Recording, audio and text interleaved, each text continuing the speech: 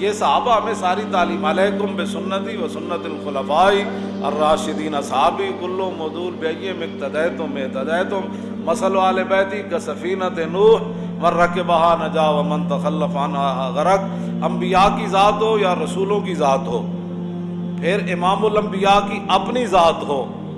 یا پھر رسول اللہ کے آل بیت کا مسئلہ ہو، یا رسول اللہ کے صحابہ کا مسئلہ ہو،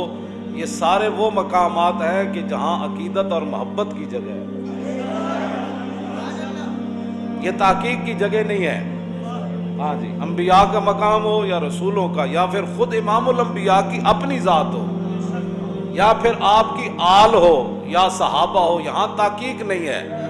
ہاں، یہاں صرف یہ ہے کہ جناب تسی انہاں دے جو تے اسی تواڈے، یہ مقام ادب ہے۔ حضرت امام ربانی مجدد الفسانی نے لکھا کہ تیمور لنگ بخارا کے اندر جا رہا تھا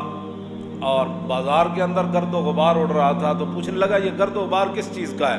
کہنے لگا حضرت بہاؤالدین نقشبند بخاری نقشبندیوں کے امام اور پیشوا، ان کی جو درگاہ ہے نا اس کی چٹائیوں کو جھاڑا جا رہا ہے۔ اس نے کہا اچھا، تو وہی رک گیا اور وہ گرد و غبار اپنے ناک کے ذریعے اندر اپنے دماغ میں لے جانے لگا۔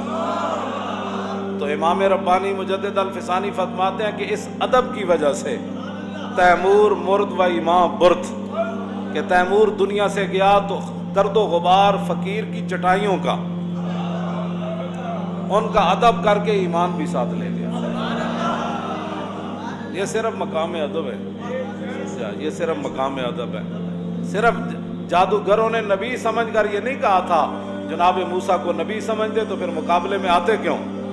بس ان کے منہ سے یہ نکل گیا قالوا یا موسیٰ اما ان تلقی و اما ان نکون اول من القی، یہ بھی کہہ سکتے تھے اما ان نکون اول من القی اما ان تلقی، کہ پہلے اسی جادو وکھائیے یا تسی، یہ بھی ترتیب ہو سکتی سی، لیکن انہوں نے کہا قالوا یا موسیٰ اما ان تلقی و اما ان نکون اول من القی، کہنے لگے جناب پہلے تسی جادو وکھانا ہے یا اسی۔ عبداللہ بن عباس تو لے کے قاضی ثناء اللہ پانی پتی تک یہ سب نے یہی لکھا ہے کہ انہوں نے نبی کی تعظیم ان کے منہ سے نکل گئی، نبی سمجھ کے تعظیم نہیں کی۔